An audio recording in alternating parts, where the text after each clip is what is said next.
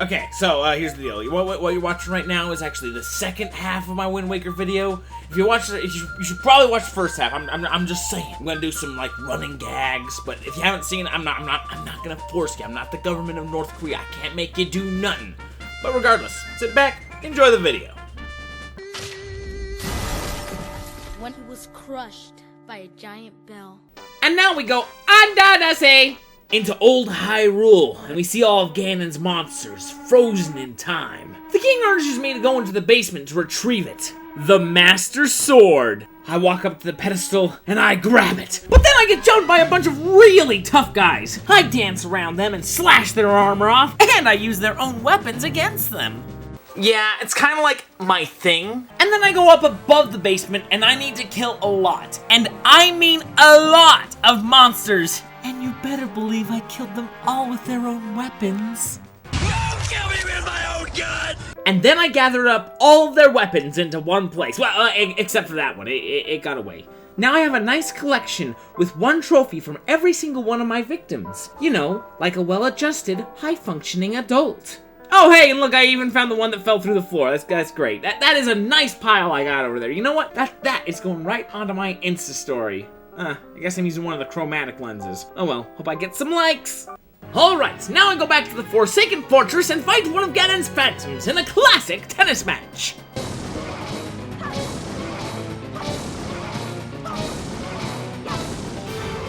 Alright, now I get to go through the Forsaken Fortress, but this time I have the Master Sword with me. Hear me, monsters? I'm not the same scared little kid you threw into prison. This time, I'm gonna- Ow! Wait, get off me! Get off me!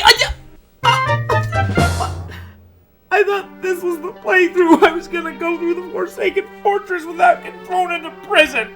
I'm such an idiot! Okay, I make it up to Errol, and this time I'm gonna save her. The pirates even come in to help, but first, I gotta fight the grizzly bird. Take that, you stupid Kodiak! Splish. Oh no, dang it! The bird fight is pretty easy. All you do is you dodge his attacks, and then you break his face open.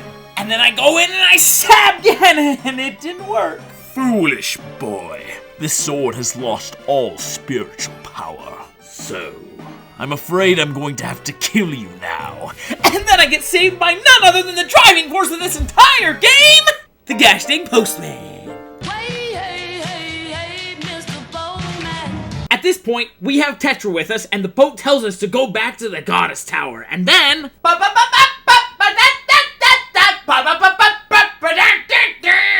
It's in the sacred chamber of the goddess where we got the Master Sword that this man reveals himself. I am Hyrule's king. Daphne's no Hansen Hyrule. Daphne is a girl's name! And then Tetra transforms into Zelda. Like, I really like how she even has her makeup done. Like what, during the transformation sequence, did like Daphne help her with that? Oh my gosh, this is so your shade. You are going to be so cute. Oh, you know what? I think I have the perfect thing for your eyeshadow right over here.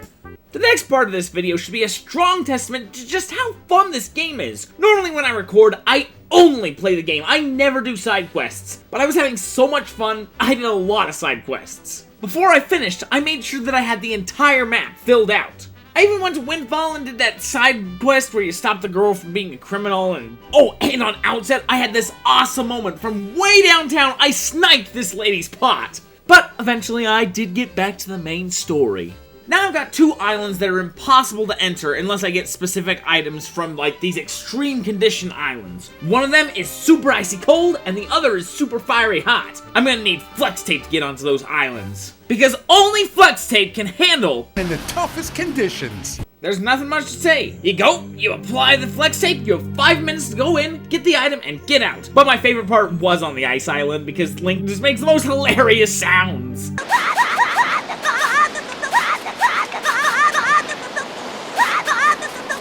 Then I did some bidding to get the heart piece. This one guy said that if you bid between 10 and 20%, you can like stun lock the crowd. And I had a fun time doing this. But since money is so easy to get in this game, I went even crazier when the Swift sale was up on the auction block. 200 rupees! Actually, you know what, 300.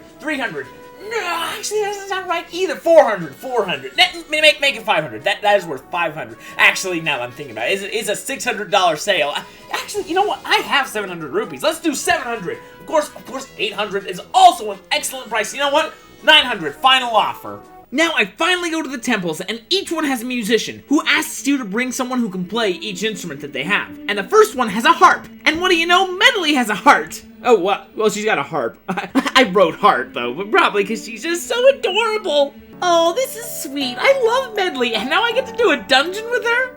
I had a lot of fun reflecting light with Medley. Of course, usually I just stubbornly brute forced the puzzles instead of doing it how they wanted me to do it. For example, I just had her stand right here, and then I went in and I activated the switch. And then there was another one where she was standing right here, and I spent forever just trying to catch the ray of light. I mean, you could easily set her up how you wanted to if you go ahead and play the command melody. However, in this case, I guess it's kind of the command medley. Original jokes for days here at the Human Gaming Station. Yeah, this was a great dungeon. Oh, also, I didn't mention it, but I ran into the coolest enemy of all time. So you know how I said I love killing enemies with their own weapons? Well, this guy really needs a weapon to do all of his animations. So, if you're like me and you steal his mace, what is the poor guy gonna do? Well, he tears off his own arm and starts swinging that around! This is what we in the business like to call hardcore. But another thing that was great was the originality of this boss. You see, he's this big old dude, and you kinda need to get him on his back. Then you run around, and then you spin around in circles, and throw him one of the landmines on the side of the stage. So long, Gejahala! And then he explodes into a bunch of miniature versions of himself, and you need to chop them. Okay, you know what? I don't think that happened in Super Mario 64, but it was still a lot of fun here. Alright, now for the next dungeon, which I'm not really looking forward to, because the last one I got to do with the cute bird girl, and now I gotta go with Makar. But first I stop at this one island to try out their minigame, and okay, so everybody knows that the Running Man is in Super Mario Sunshine, right? Okay, someone tell me this isn't Waluigi. Alright, so I tell Makar that a long dead stage with a violin needs him to take up his mantle, and Makar comes along. And on the entire way to the temple, you know for a fact that I was rocking the boat wildly, trying to toss him into the sea. No luck, though. This is the only dungeon I didn't love, simply because it dragged on for nearly 3 hours. I hated where you had to set Makar free, not because I was saving Makar. At this point, he had mostly grown on me. But at this point, he says, "You need the strength of the Deku Tree to save me." What he actually meant is that you need a hookshot while wearing the iron What? That's a terrible hint! Whatever, I can't completely hate this dungeon because I got the hookshot, my favorite Zelda item! Whatever, let's just kill the boss and move on. And this is a good boss fight, because it focuses heavily on the hookshot. You grab this guy's tongue, slice him a bit, and then he releases Worm Dude, which you can easily pull out of the sand with the hookshot. Then you slice them up too. And then Makar plays on his fiddle and he plays it hot. Then Master Sword jumps up on Hickory Stump and says, "Alright, 2 musicians have completely given up their agency so that I can actually use the Master Sword. All I gotta do now is do the Triforce Hunt." Part 1. Go to a place, fight some stuff. Awesome. Part 2. Kill a bunch of birds with arrows. I hated this because I'm a bad shot. Part 3. I have to go back to Windfall Island and play hide and seek with the punks. Okay, I found him. How come this doesn't count? Whatever. Get the ladies bungalowed. Go through the sliding puzzles that I suck at. And then I only got money?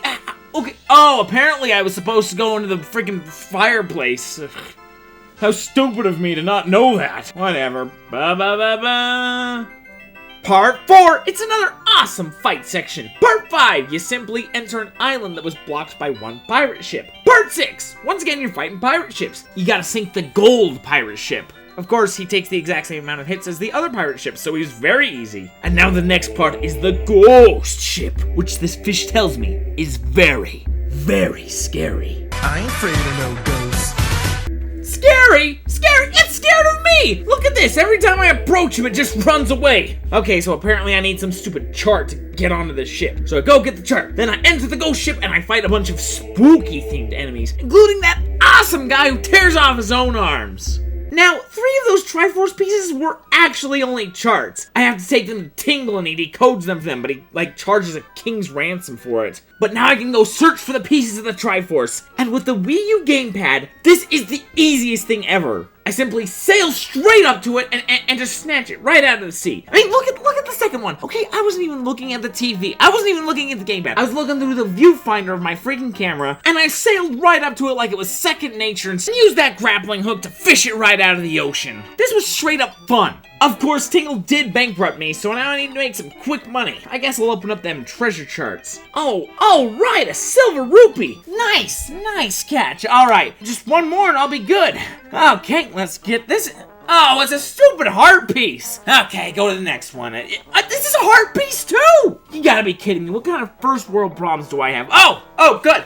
It's a giant squid. All I gotta do is shoot the flip out of him. And he dropped 100 rupees. Nice. Now I go to King Tingle, he translates the chart, I fly over to the Triforce piece, just pluck it up without a second thought, and boom! All I need to do now is go back to Outset Island And fight the Savage Dungeon. At this point, I set the game to hero mode, and I almost beat the Savage Dungeon on my first go, but I kinda screwed up at one point. You see, I was running real low on hearts, so I was setting up to drink my grandma's stew, and I got hit, and I used my very last fairy, and then I drank the stew at full health, and then I got killed on the very last floor.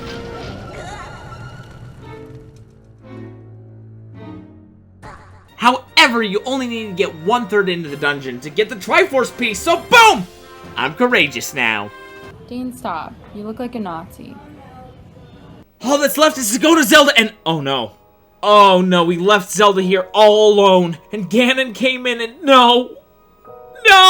He broke the Link statue!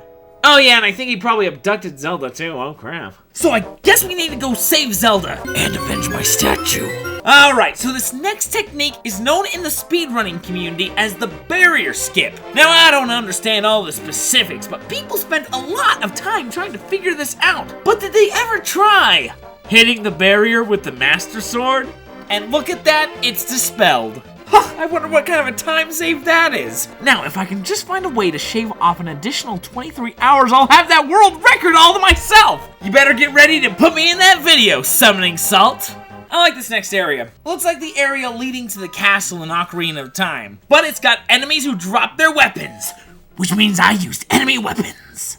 Alright, now we're to Ganon's palace. The catch is, I need to do a boss rush before I can challenge the King of Darkness, but it's much easier this time because we have the reawakened Master Sword. I mean, just look at Goma and the guy who ate Makar. Both of them die in one volley of sword swings rather than the 3. Then we walk around and fight the Phantom guy again. Now, I knew the trick. You have to go into the room that the hilt is pointing at. But since I find enemy weapons super alluring, I kept trying to take the sword with me, which kinda reset the puzzle without me realizing it. So this ended up taking 40 minutes longer than it needed to.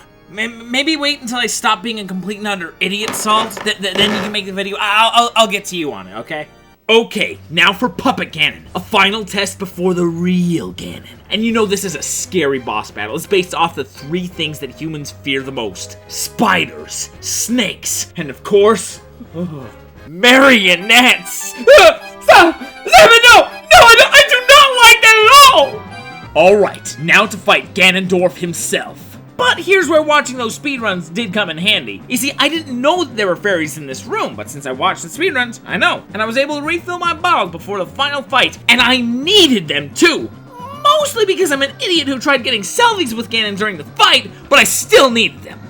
So Ganon, wielding the Triforce of Power, reveals that he's already stolen Zelda's wisdom, and then he lifts me up and steals my courage. At last, the Triforce is right in front of him. He can finally get that wish that he's wanted and worked so very hard for. And then Daphne runs up and steals the wish. And it's not even a good wish, too. He just wishes that the children can have a future. Personally, I would have done something smart. Like, I don't know, I would have asked for $20. Yeah, that's a much better wish, Daphne.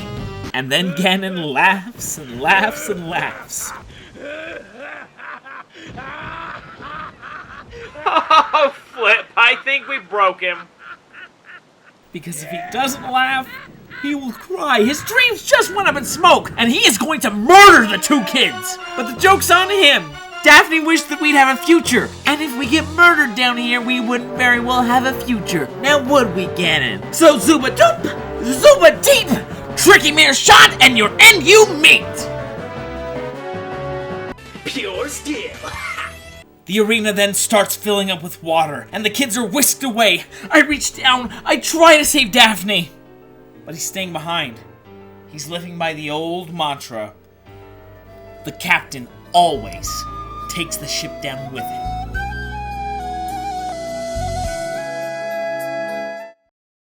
So that was this year's ZeldaMonth video. I'll be doing another one next year, so you can subscribe if you want. If you want to see more Zelda in the future, I'll probably I will definitely put up more videos between now and then. Hopefully the same quality as this video.